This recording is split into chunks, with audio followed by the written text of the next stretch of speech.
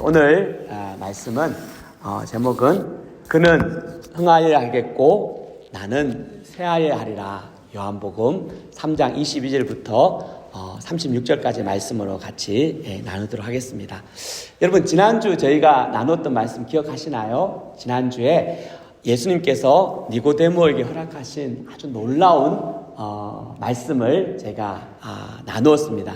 그 말씀이 저희가 가장 유명하고 또 잘 알고 아마 많은 분들이 암송을 하고 있는 말씀입니다. 바로 요한복음 3장 16절입니다. 여러분 같이 한번 암송을 해볼까요? 시작. 하나님이 세상을 이처럼 사랑하사 독생자를 주셨으니 이는 그를 믿는 자마다 멸망하지 않고 영생을 얻게 하려 하심이라. 자, 영어로 한번 해볼까요? In English, start. For God so loved the world that he gave his only son, that whoever believes in him should not perish but have eternal life. 여러분, 평생 이 한 말씀만 붙들고 살아도 여러분, 예수님의 사람들은 넉넉히 이 세상을 승리하며 갈 수 있는 것을 믿으시기 바랍니다. 여러분, 인생의 마지막 순간에 하나님이 진짜 죄인된 나를 이같이 사랑하시는구나. 하나님이 진짜 나를 사랑하셔서 독생자를 보내주셨구나.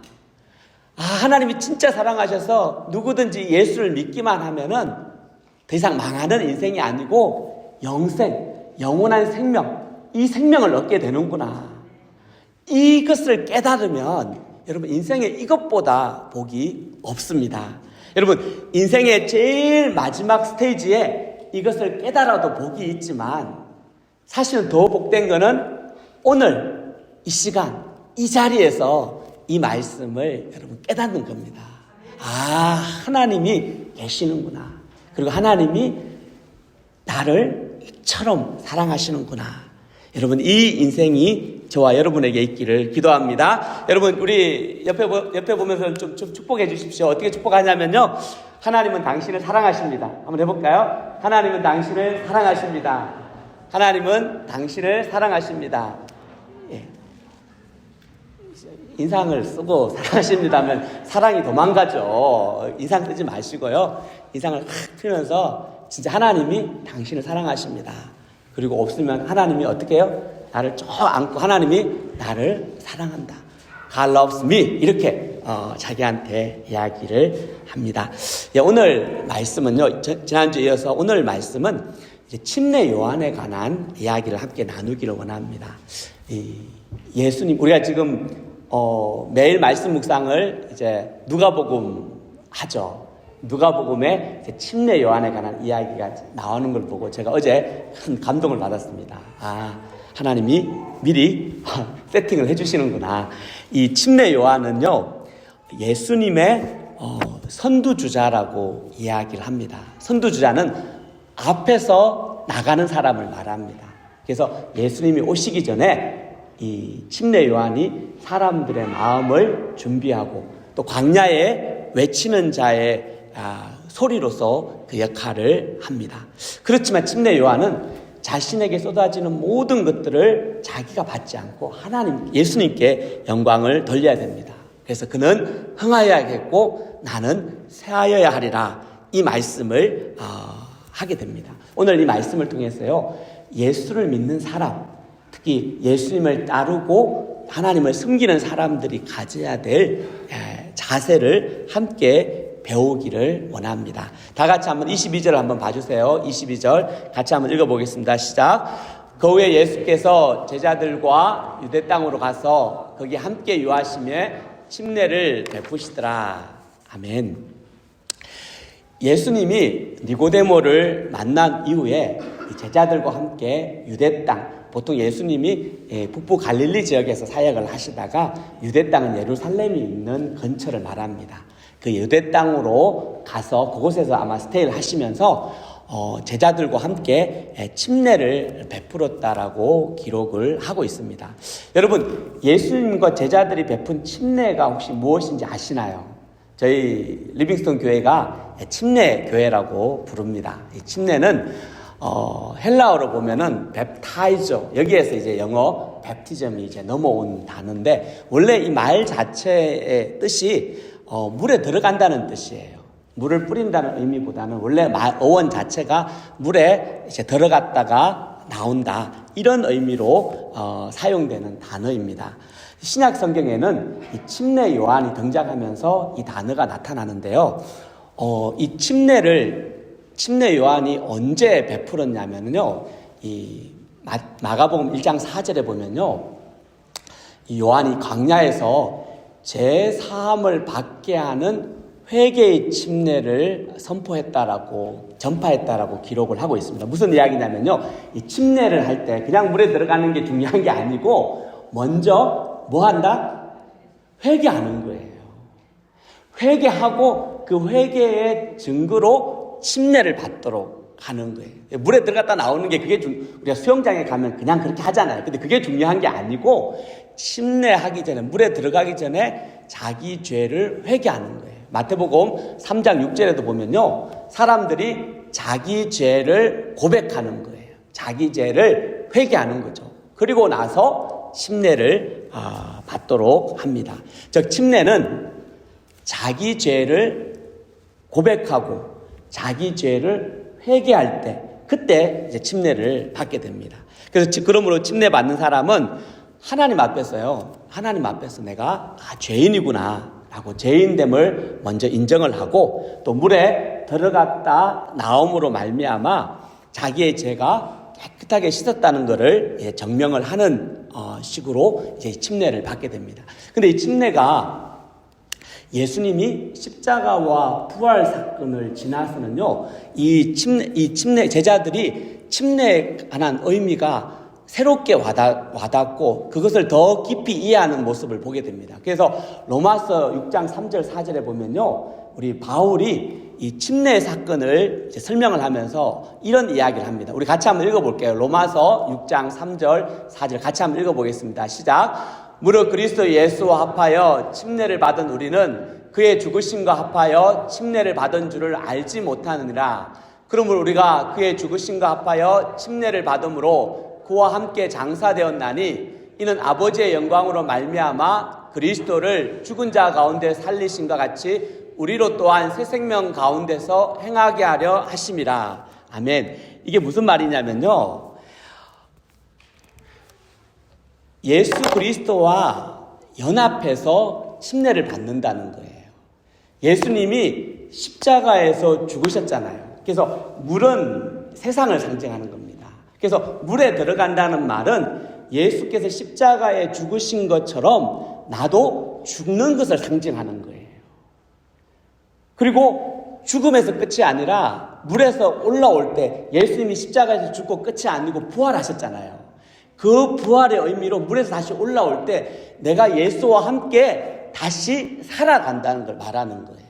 침례는 이 땅에 있으면서 예수님의 십자가와 부활, 그분과 연합된 것을 상징하는 가장 대표적으로 동참하는 것이 바로 이 침례 사건입니다.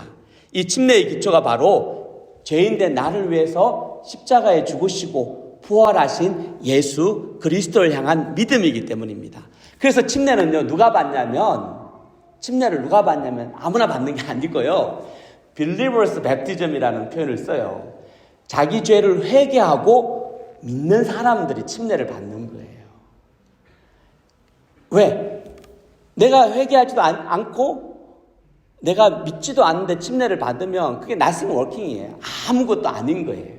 그래서 침례는 내가 예수님을 믿고 내가 예수와 함께 죽고 내가 예수와 함께 산다, 그 고백을 하는 것을 보게 됩니다. 물론 믿지 않는 상태에서 여러분 교회 한 예식으로 침례도 받고 장로교에서는 세례라고 하죠. 이것을 받지만 이 참된 침례는 바로 이 예수님에 대한 내 온전한 고백과 믿음이 있을 때 믿는 자들이 하는 가장 첫 번째 순종을 이야기합니다. 그래서 마태복음 28장에 보면요, 예수님께서 십자가에 죽고 부활하신 다음에 제자들한테 유언과 같이 하셨던 말씀이에요. 그 말씀이 뭐냐면, 그러면 너희는 가서 모든 족속으로 민족으로 제자를 삼아 아버지와 아들과 성령의 이름으로 침례를 베풀고, 그래서 제자들이 가장 힘써서 해야 될 거는 가서 모든 민족으로 제자를 삼는 건데, 그 일을 어떻게 하냐면 침례를 줌으로 한다는 거예요. 왜? 침례를 준다는 것 자체가 내가 죄를 인정하고 예수님을 믿을 때, 그때 가능하기 때문에. 그래서 초대교회 모든 성도들은 예수를 믿는 그 즉시 침례를 받았습니다. 1년 있다, 2년 있다, 10년 있다 받는 게 아니고요. 믿는 그 즉시 내가 믿음이 고백하면은 그 자리에서 바로 침례를 받았습니다. 여러분, 사랑하는 사람을 만나면 여러분 뭐예요? 사랑하는 사람 만나면은 그죠, 같이 밥도 먹고 같이 시간도 보내지만, 사랑하는 사람을 만나면 그 사랑의 증거로 결혼을 하죠. 물론 결혼 안 해도 사랑 안 하는 거 아니에요. 결혼 안 하고도 충분히 사랑하고 같이 살 수 있어요. 그런데 왜 결혼을 해요? 결혼은 마치 공식적인 절차를 통해서 이 사랑을 확정하는 거예요. 침례를 받지 않아도 여러분 구원받을 수 있어요. 왜? 침례가 구원의 요건은 아니기 때문에. 그러나 구원받은 사람은 내가 침례를 통해서 내가 죄인이고 예수님이 나를 위해서 십자가에 죽으셨고 부활하셨다는 것, 그리고 예수님이 내 인생의 주인이 된다는 것을 그 침례를 통해서, 그리고 내가 예수님을 따라서 예수님을 주인 삼아서 믿음으로 산다고 하는 것을 그 증거로 보여지는 것이 침례인 것을 보게 됩니다. 그러므로 저는 저희 공동체에 있는 모든 분들이 예수님을 만나 자기 죄를 고백하고 침례를 받으시기를 주님의 이름으로 축원합니다. 여러분, 이 침례가 복이 있습니다. 혹시 침례 받기 원하시는 분들이 있으면 바깥에 침례 신청서가 있으니까는 여러분 기도하시고 신청해 주시고, 침례 받을 때 저희가 항상 교육을 같이 합니다. 그 이유가 뭐냐면 그냥 물에 들어갔다 나오는 게 하나도 중요하지 않아요. 중요한 거는 내가 예수님을 인격적으로 만나고 고백하는 것이 중요하기 때문입니다. 이렇게 예수님이 중요하기 때문에 예수님과 제자들이 침례를 행했습니다. 근데 예수님의 제자들만, 예수님만 침례를 행한 것이 아니라 23절에 보면요, 침례 요한도 살렘 가까운 에논이라는 곳에서 이제 침례를 베풀고 있었습니다. 그때가 아직 요한이 잡히기 전이죠. 근데 이 요한의 그룹에서 침례를 행하고 그 옆에 예수님의 그룹에서 침례를 행하는데, 그때 어떤 문제가 생겼냐면 요한의 제자 중에 한 제자가 유대인과 더불어서 이 정결 예식에 대한 변론을 하고 있습니다. 그리고 나서 이 정결 예식에 대한 변론이 뭐냐면 당시 요한의 침례가 레위기 14장에 기록되어 있는 것처럼 사람들을 깨끗게 하는, 정결케 하는 그 예식으로 이 침례를 이해를 했던 거예요. 그러니까 유대인이 와가지고 레위기에 기록되어 있는 이 침례랑 너희 선생님 침례 요한이 하는 침례가 무슨 차이가 있느냐. 그리고 저 옆에 보니까는 예수님을 따르는 사람들의 침례를 사람들이 더 많이 받고 있는데, 그럼 도대체 우리가 꼭 왜 너한테 와가지고 침례 요한한테 와서 침례를 받아야 되느냐, 이렇게 변론을 하기 시작한 겁니다. 그러니까 이 요한의 제자가 너무 화가 나가지고 선생님 침례 요한한테 가서 선생님 라삐요 하면서 컴플레인 하는 거예요. 전에 선생님이 말씀하셨던 그 예수가 저쪽에서 지금 침례를 하고 있는데 사람들이 다 지금 그쪽으로 가고 있습니다. 마음엔 이해는 되죠. 예수님이 그룹이 점점점 커지고 자기는 점점점 작아지니까 제자 입장에서 충분히 이해가 돼요. 왜? 원조가 자기 스승인데, 자기 그렇게 생각을 하는 거죠. 원조가 침례 요한인데, 근데 지금 보니까는 침례 요한은 그룹은 조그매지고 저쪽은 더 커지니까는, 그리고 예수님의 제자들이 더 인기가 많으니까는 마음이 좀 상해서 약간 컴플레인 하듯이 이렇게 이야기하는데, 침례 요한이 그 이야기를 듣고 어떤 반응을 하는지 한번 보세요. 이것이 중요합니다. 첫 번째가 27절을 보시면요, 만일 하늘에서 침례 요한이 이야기합니다. 주지 아니하시면 사람이 아무것도 받을 수 없다는 거예요. 무슨 이야기예요? 침례는 사람이 주는 게 아니라 사람을 통해서 하나님께서 주신다는 이야기입니다. 하나님께서 회개할 마음을 주시고요, 그 그 회개한 사람들이 침례를 받는 거라는 겁니다. 그래서 침례는 누가 주는가 그렇게 중요하지 않아요. 침례는 누가 주는가 중요하지 않고 하나님께서 그 일을 행하시고 있다는 그 믿음을 하나님께서 더 귀히 여기시는 겁니다. 하나님의 주권을 인정하고 받아들이는 것. 그게 침례 요한의 고백이에요. 두 번째가 이야기 뭐냐면 침례 요한이 뭐라고 이야기하냐면 나는 그리스도가 아니다. 오히려 나는 그리스도 앞에 보냄을 받은 사람이다. 무슨 이야기인가요? 지금 침례 요한의 정체성을 이야기를 하는 거예요. 많은 사람들이 여전히 침례 요한이 인기가 많고 파워풀하기 때문에 그리스도가 아닌가 늘 그런 질문을 했던 거예요. 근데 기회 있을 때마다 침례 요한은 아니다. 나는 그리스도가 아니다. 메시아가 아니라는 거예요. 너희들이 기다리는 이스라엘이 기다리는 메시아가 아니라 오히려 그분 앞에서 보냄을 받은 광야에 외치는 자의 소리다. 그리고 그것을 지금 세상에 이야기해야 될 사람들이 너희들 아니냐. 그 이야기합니다. 침례 요한은 자신의 인기가 높아지고 자신의 위치가 사람들로부터 영향을 끼치는 곳으로 가지만 과대평가하기를 원치 않았던 것 같아요. 오히려 자신이 누군지를 정확히 자기의 모습을 알았던 것을 보게 됩니다. 이게 은혜예요. 내가 정확히 어떤 사람인지 아는 게 그게 복입니다. 그리고 나서 그러면 침례 요한이 아무것도 아니라는 거죠. 침례 요한이 뭐라고 이야기하냐면 신랑과 신부와 신랑 친구들 이야기를 하면서 분명히 신부랑 결혼한 사람은 신랑이다. 당연하지 않냐. 그런데 신랑의 음성을 듣고 친구가 나타나는데 그 친구가 사실은 신랑만큼 그 결혼식에 기뻐하는 사람이 있는데 그게 신랑의 친구들이다. 여러분 이거는 유대 결혼을 조금 알면은 이해가 편해요. 무슨 이야기냐면 결혼식에 신랑 신부만 있는 게 아니라 신부 덜러리만 있는 게 아니라 신랑의 친구들이 중요한 역할을 해요. 그래서 신부가 오면은 신랑 친구들이 그 신부를 데리고 신랑한테 가는 역할을 그 중간 브릿지 역할을 신랑 친구가 했던 거예요. 그래서 신부가 오면 신랑 친구들이 이렇게 신부를 신랑에게 탁 인도하는 거죠. 여러분 친구 혹시 결혼하신 분 계신가요?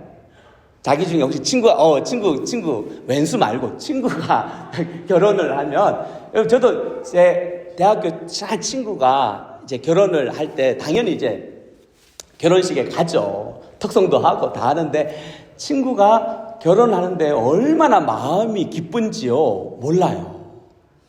그 친구가 제 친구랑 결혼했거든요. 그게 다 내 친구야. 그래서 근데 결혼식에 갔는데 그렇게 마음이 기쁘고요 즐겁더라고요. 와, 내 결혼은 아니지만 내 친구의 결혼이지만 너무너무 감사가 되고 진짜 그들이 잘 살았으면 좋고 너무 복된 가정이다. 막 축복이 그냥 막 절로 나오더라고요. 결혼은 친구가 했지만 기쁨은 누가 누리나요? 그 친구 내가 누리는 것을 보게 돼요. 지금 그 이야기를 하고 있는 거예요. 예수님이 신랑이고 이스라엘 백성들이 신부거든요. 근데 신랑의 친구인 침례 요한은 그 이스라엘 백성, 신부인 이스라엘 백성을 신랑한테 인도하는 역할을 하는 거예요. 근데 자기는 아무것도 아닌 게 아니라 그 인도할 때 그 말할 수 없는 기쁨을 누린다는 거예요. 이거는 목회자로서 제가 사람들을 전도를 하고 또 우리 교회 안에 여러분들이 수고를 해가지고 한 사람이 예수를 믿는 사건들이 생기면 그 기쁨이요 말할 수 없어요. 아까 우리 10스텝 리플렉션 우리 했던 우리 준택 형제님이 한 3개월 됐나 여기 온 지? 그죠? 3개월 전에 와서 같이 저희 브러더후드 모임에 오고 또 같이 성경 공부하고 또 예수님 믿겠다고 이제 고백하고 하는데 제가 얼마나 기쁘고 감사한지 여러분 그거는 해보면 알아요. 안 믿는 지체들이 하나님을 모르는 지체들이 하나님을 만날 때요. 진짜 그 옆에서 그걸 보는 사람들의 기쁨은 말할 수 없는 기쁨이 있는 겁니다.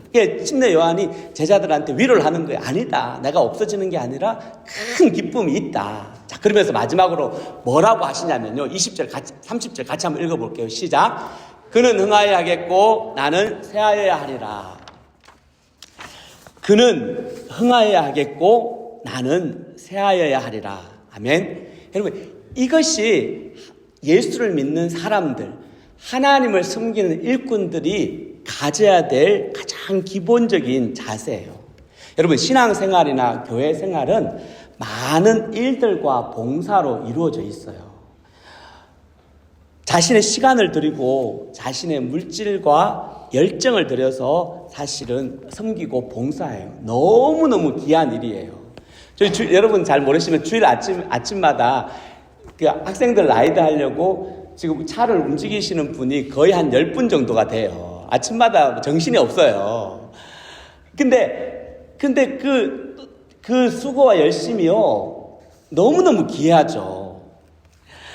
그런데 하나님이 주셔서 그 일을 하지만 문제는 뭐냐면 사람이 많이 봉사할수록 또 많이 헌신할수록 주의해야 될 것들이 있다고 이야기를 하는 겁니다. 그것이 바로 하나님을 향한 열심과 수고를 통해서 예수님이 아니고 자기 자신이 영광을 받고 자신이 인정받아야 하고자 하는 마음을 경계를 해주시는 거예요. 특별히 헌신을 많이 하는 사람들을 여러분 조심해야 돼요. 교회에서 수고 많이 하는 사람들 특별하게 조심을 해야 돼요. 처음에는 되게 순수한 마음으로 해요. 순수한 마음으로 라이드도 해주고 순수한 마음으로 밥도 사주고 순수한 마음으로 청소도 하고 다 좋아요. 그런데 그러면 사람들이 어떻게 해요? 박수 쳐주죠. 잘했다고. 그렇지 않아요? 나만 하나. 여러분들 박수 안 쳐줘요? 교회에서 뭐 청소하고 막 수고하면은 고맙잖아요. 감사하잖아요. 그래서 너무 훌륭해요. 멋져요. 따봉 이러면서 막 하죠. 그까지 좋아요. 저는 칭찬이 사역에 꼭 필요하고 수고한 사람들한테 칭찬해 주는 게 맞다고 생각해요. 반드시 그래야 돼요. 근데 문제는 뭐냐면 그 칭찬이 목적이 되는 문제가 온다는 거예요. 사람들로부터 인정과 칭찬이 자기가 섬기는 것에 근본이 되는 거예요. 바탕이 되는 거예요. 동기가 되는 거예요. 그러면 어떤 문제가 생기냐면 내가 열심히 했는데 목사가 눈치도 안 줘. 인정 안 해줘. 뭐 잘했단 말도 별로 가끔 해. 그러면 마음이 갑자기 어떻게 돼요? 쏘리해지는 거예요. 그 뭐 하다가 인정 안 해주면 에이 안 해버려 하고 말아버리고 막 기운이 빠지고 포기해버리는 거예요. 하나님의 섬김은 하나님의 콜링이거든요. 근데 이 하나님의 콜링의 기초에 섬기지 않고 자기 힘과 열심으로 섬기면요, 금방 기력이 떨어지고 실망하고 어려워지는 것을 보게 합니다. 인정받지 못하면요 막 화를 내요. 그러므로 여러분 기억해야 되는 게 뭐냐면요, 근데 사람의 인정은요 끝이 없어요. 무슨 이야기냐면 아무리 사람의 인정을 많이 받아도 만족함이 없어요. 먹어도 목마른 것처럼 사람의 인정은요 만족이 없어요. 하나님의 인정을 받으셔야 됩니다. 그래서 늘 봉사하고 섬길 때, 특별히 교회에서 이제 수고를 많이 해주시는 분일수록요 늘 먼저 하나님께 물어봐야 돼요. 뭘 물어보냐면, 주님, 이 일과 이 봉사와 이 사역이 과연 예수님이 드러나는, 예수님이 흥하는 일인가요? 아니면 제가 그냥 좋아해서 제 마음에 열심과 욕심으로 하는 건가요? 이걸 하나님 앞에 정직하게 물어봐야 돼요. 그 자기가 알아. 사람이 바보가 아닌 이상은요, 자기 심령에 자기 동기를 자기가 알아요. 정직하게 그걸 물어보고, 이것이 하나님이 나를 부르시구나, 하나님이 나를 그곳에 놓았구나, 그 마음이 생기면 헌신을 하는 게 맞아요. 근데 그렇지 않으면 내가 이걸로 해서 인정받고 또 더 좋은 위치에 가야지라고 생각을 하면 금방 어려움이 올 수 있어요. 예수님을 위한 사역이라면 우리가 아무런 보상이 없어도 감사하며 기꺼이 할 수가 있습니다. 그리고 언제든지 예수님이 고생했다, 이제 그만 쉬어라, 무백하라고 하면 감사합니다 하고 무백할 수 있어요. 근데 내 힘으로, 내 열심으로 내가 해야 되면요, 무백하라 그러면 바로 화를 내요. 제가 나 무시하네, 나 아직도 할 수 있는데, 아니라는 거예요. 주권은 하나님께 있습니다. 그래서 언제든지 하나님께서 가라고 하시면 가고, 하나님이 멈추라고 하시면 멈추는 거. 이게 침례 요한이 그 이야기를 하고 있는 거예요. 주인이 예수님이기 때문에 그분이 흥해야 되는 거예요. 그분이 흥하고 나는 nothing이라는 거예요. 제가 교회를 개척을 하고 또 지금 5년째 지금 이렇게 왔는데, 제가 교회를 개척할 때 항상 저희가 이제 컨벤션에서 스포팅을 해줘요. 예. 왜냐하면 이게 쉽지 않으니까는 스포팅을 해주는데, 근데 이제 그게 뭐 영원히 하는 게 아니라 딱 기간을 정해놓고 도와줘요. 근데 이제 그게 이제 거의 갑자기 이제 줄고 끝날 때가 다 됐어요. 몇 년 전 이야기입니다. 그래서 제가 하나님 앞에 이 문제를 가지고 가서 물어봤어요. 이렇게 스포팅 끝나는데, 그렇다고 뭐 자립하는 건 아니고 어떻게 해야 되나 이렇게 하나님 앞에 물어보는데, 하나님이 저한테 물어보시더라고요. 야, 너 아무도 너 도와주는 사람이 없다면 너 그래도 너 이 교회 개척 계속 할래? 주님이 저한테 그렇게 물어보시더라고요. 제가 마음에 주님한테 그랬어요. 주님 당연하지 않습니까? 제가 아무것도 없어도, 아무런 사람 도와주는 사람이 없어도, 돈은 뭐 제가 가서 일하면 돈은 벌면 되는 거고, 그럼 뭐가 문제입니까? 저는 아무런 도와주는 사람이 없더라도 주님이 저를 부르셨기 때문에 저는 그냥 기꺼이 하겠습니다. 그 고백했던 기억이 나요.